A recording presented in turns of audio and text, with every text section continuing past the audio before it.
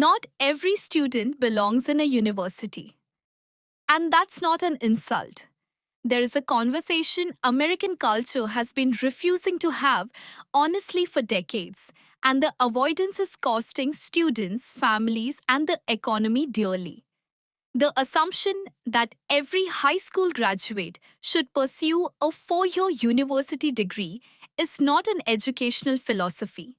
It is a cultural reflex, one that has produced a generation of debt laden graduates working jobs that never required their degrees, alongside a catastrophic shortage of skilled tradespeople strangling the country's infrastructure, housing, and manufacturing capacity simultaneously.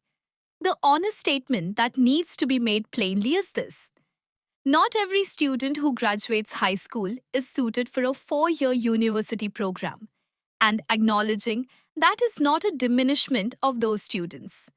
It is a recognition that different minds are built for different kinds of mastery. A student who struggles through 4 hours of lectures but can diagnose an electrical fault in minutes, fabricate a precise metal component by hand, or wire a building correctly, the first time is not a failed academic. They are a skilled professional the country desperately needs, one who has simply been told, repeatedly, that their talent doesn't count because it doesn't come with a bachelor's degree attached. What university actually requires is a level of self discipline, consistency, and sustained independent effort that many 18-year-olds have never been asked to demonstrate. In high school, structure is imposed externally. Attendance is compulsory, teachers follow up, and the system catches students before they fall too far. University removes that scaffolding entirely. Lectures are not mandatory. Assignments have no one chasing you to complete them. The workload compounds faster than most first year students expect, and consequences arrive suddenly and expensively. Students who have never developed genuine study habits and internal motivation are not failing because they lack intelligence. They are failing because university demands a maturity of character nobody warned them they would need. This is where parents carry more responsibility than the education conversation typically assigns them. A child's relationship with academic discipline is not formed at university.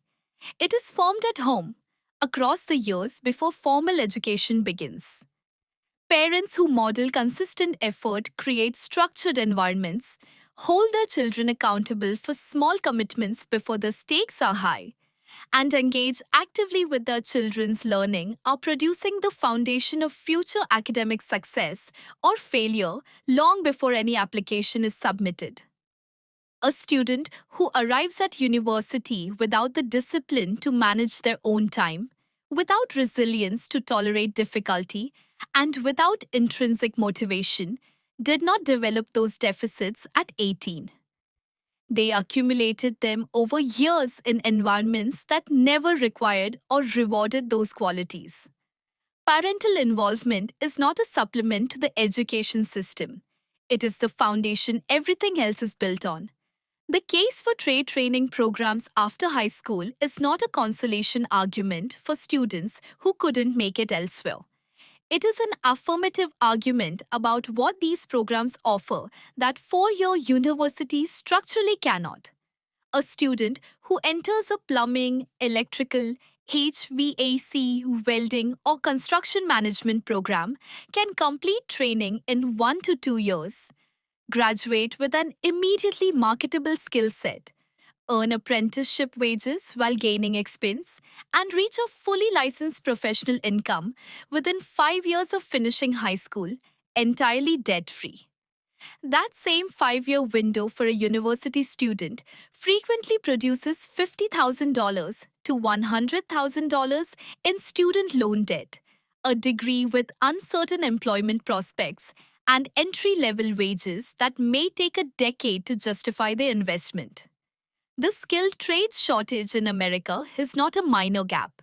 It is a structural crisis raising construction costs, extending infrastructure timelines, reducing housing supply, and straining every industry dependent on physical systems being built and maintained. Every guidance counselor who steers an academically struggling student toward a 4 year program they are not equipped for, rather than a trade program where they could genuinely excel, is participating in that crisis, and the consequences fall hardest on the students themselves. The most honest thing the American education system could tell its graduates is this: the path worth taking is the one that matches who you actually are, not the one the culture has decided looks impressive. For a significant portion of high school graduates, that path runs through a trade school. And arriving there with skill, purpose, and no debt is not a second place outcome. In most measurable ways, it is the better one.